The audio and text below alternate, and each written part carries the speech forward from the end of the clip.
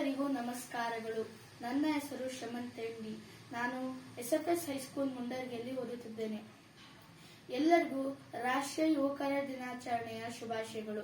ಇಂದು ಸ್ವಾಮಿ ವಿವೇಕಾನಂದ ಅವರ ಜಯಂತಿ.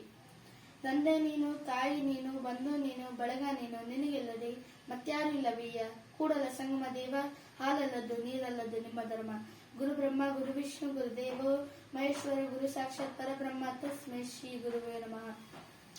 ಇವರು ಹುಟ್ಟಿದ್ದು 1863 ಜನವರಿ 12ರಂದು. ಇವರ ತಂದೆ ಹೆಸರು ವಿಶ್ವನಾಥ ದತ್ತ, ಇವರ ತಾಯಿ ಹೆಸರು ಭುವನೇಶ್ವರಿ ತಾಯಿ. ಇವರ ಬಗ್ಗೆ ಒಂದು ಕಥೆಯನ್ನು ಹೇಳುತ್ತೇನೆ.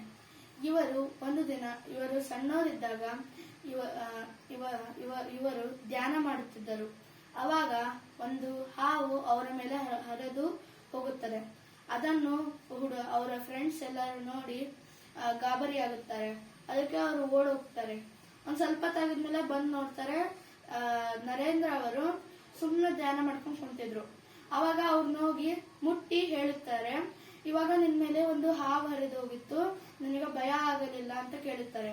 ಅವಾಗ ಅವರು ಹೇಳುತ್ತಾರೆ, ನಾವು ಪ್ರಾಣಿಗಳಿಗೆ ಹಿಂಸೆ ಕೊಡಲಿಲ್ಲ ಅಂದ್ರೆ ಅವು ನಮಗೇನು ಕಷ್ಟ ಕೊಡಲ್ಲ, ಜೊತೆ ಕಷ್ಟ ಮಾಡಲ್ಲ.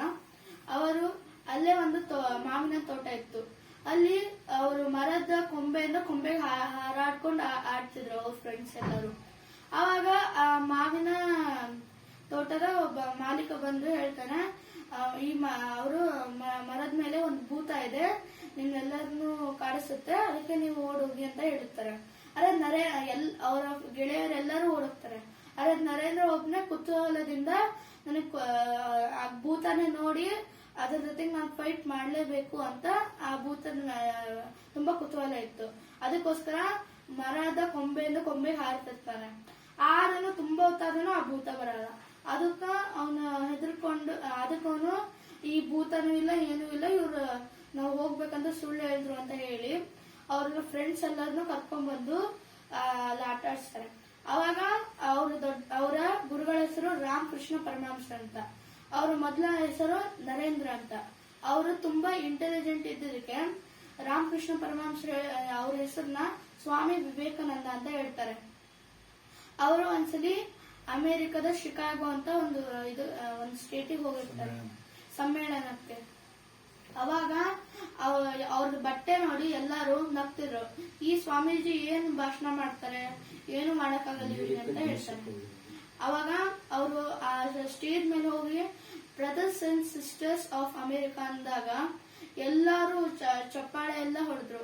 ಆಮೇಲೆ ತುಂಬಾ ಇನ್ಸ್ಪೈರ್ ಆದ್ರು ಅವ್ರ ಭಾಷಣ ಕೇಳಿ. ಅದ್ರಲ್ಲೊಬ್ರು ಡಯರ್ಸನ್ ಅಂತ ಒಬ್ರು, ಅವರು ಸ್ವಾಮಿ ವಿವೇಕಾನಂದ ಅವ್ರ ಮನೆಗೆ ಕರ್ಕೊಂಡು ಹೋಗ್ತಾರೆ. ಅಲ್ಲಿ ಅವ್ರು ಕುಂದರ್ಸಿ ಒಬ್ರು ಫ್ರೆಂಡ್ ಬಂದು ಅವ್ರನ್ನ ಕರ್ಕೊಂಡು ಹೋಗಿರ್ತಾರೆ ಡಯರ್ಸನ್ನ. ಅವ್ರಲ್ಲಿ ಒಂದು ಪುಸ್ತಕ ಇರುತ್ತೆ, ಅದನ್ನ ತೆಗೆದು ಓದ್ತಿರ್ತಾರೆ. ಡಯರ್ಸನ್ ಬಂದು ಅವ್ರನ್ನ ಮುಟ್ಟಿ ಹೇಳ್ದೇನೋ ಅವ್ರು ನೋಡೋದಿಲ್ಲ. ಆಮೇಲೆ ಒಂದ್ ಸ್ವಲ್ಪ ಆಮೇಲೆ ಆ ಬುಕ್ ಓದ್ ಮುಗ್ದಿದ್ಮೇಲೆ ಅವ್ರು ನೋಡ್ತಾರೆ, ನೀವ್ ಯಾವಾಗ ಬಂದ್ರೆ ಬಂದ್ ತುಂಬಾ ಹೊತ್ತಾತಂತ ಡಯರ್ಸನ್ ಹೇಳ್ತಾರೆ. ಅವಾಗ ಡಯರ್ಸನ್ ನೀವು ಇವಾಗ ಇಷ್ಟು ಗಮನ ಇಟ್ಟು ಓದಿದ್ರಲ್ಲ, ಇದರಿಂದ ನಿಮ್ಗೇನು, ನಾನೇ ನಿಮ್ಗೆ ಒಂದೆರಡು ಹೇಳ್ತೀನಿ ನೋಡಿ. ಅವಾಗ ಅವರೇ ಕ್ವಶನ್ ಹೇಳಿ, ಅವರೇ ಆನ್ಸರ್ ಹೇಳಿ, ಪೇಜ್ ನಂಬರ್ ಹೇಳಿದ್ದು ಮಾಡ್ತಾರೆ.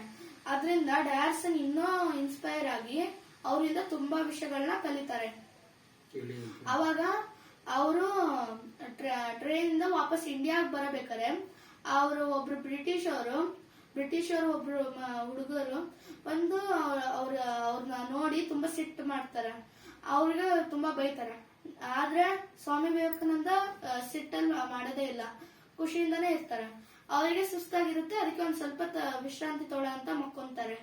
ಅವಾಗ ಬ್ರಿಟಿಷ್ ಅವ್ರ ಹುಡುಗ ಅವ್ರ ಶೂಸ್ ಅವ್ರ ಸ್ಲಿಪ್ಪರ್ಸ್ ನ ತೆಗೆದು ಟ್ರೈನ್ ಇಂದ ಹೊರಗೆ ಹಾಕ್ಬಿಡ್ತಾರೆ. ಅವಾಗ ಅವರು ಸ್ವಾಮಿ ವಿವೇಕಾನಂದ ಎದ್ದು ನೋಡಿದ್ರಾಗ ಅವ್ರ ಸ್ಲಿಪ್ಪರ್ಸ್ ಇರೋದಿಲ್ಲ. ಅವಾಗ ಬ್ರಿಟಿಷರ್ ಮಲಗಿರ್ತಾರಲ್ಲ, ಅವ್ರ ಕೋಟ್ ನ ಒಗ್ದಿರ್ತಾರೆ. ಅವಾಗ ಬ್ರಿಟಿಷ್ ಅವ್ರು ಎದ್ದು ವಿವೇಕಾನಂದ ಅವ್ರಿಗೆ ಕೇಳ್ತಾರೆ, ಎದಕ್ ನನ್ನ ಕೋಟ್ ನ ನೀವು ಒಗ್ದಿ ಅಂತ. ನೀವು ನನ್ನ ಸ್ಲಿಪ್ಪರ್ಸ್ ಒಗ್ದಿರಲ್ಲ, ಅದನ್ನ ಹುಡ್ಕೊಂಡ್ ಬರಕ್ ಹೋಗಿದೆ ಅಂತ ಹೇಳ್ತಾರೆ. ಅವಾಗ ಬ್ರಿಟಿಷ್ ಅವರು ತುಂಬಾ ಗಾಬರಿ ಆಗ್ಬಿಡ್ತಾರೆ, ಅಂದ್ರೆ ಹೆದರ್ತಾರೆ. ಜೊತೆಗೆ ಅವರು ಒಂದಿಷ್ಟು ಹೇಳಿದ್ರೆ, ಏಳಿ ಎದ್ದೇಳಿ ಗುರಿ ಮುಟ್ಟುವ ತನಕ ನಿಲ್ಲದಿರಿ. ಜೊತೆಗೆ life is strength, weakness is death ಅಂತ ಹೇಳ್ತಾರೆ. ಇವನ್ನೆಲ್ಲ ಮಾತನಾಡೋದಕ್ಕೆ ನಂಗೆ ಅವಕಾಶ ಕೊಟ್ಟಿದ್ದಕ್ಕೆ ಎಲ್ಲರಿಗೂ ಧನ್ಯವಾದಗಳು. ಜೈ ಹಿಂದ್, ಜೈ ಕರ್ನಾಟಕ ಮಾತೆ. ಸ್ವಾಮಿ ವಿವೇಕಾನಂದ ದಿನಾಚರಣೆ ಶುಭಾಶಯಗಳು. ಸ್ವಾಮಿ ವಿವೇಕಾನಂದ ಅವರ ಜಯಂತಿಯ ಶುಭಾಶಯಗಳು.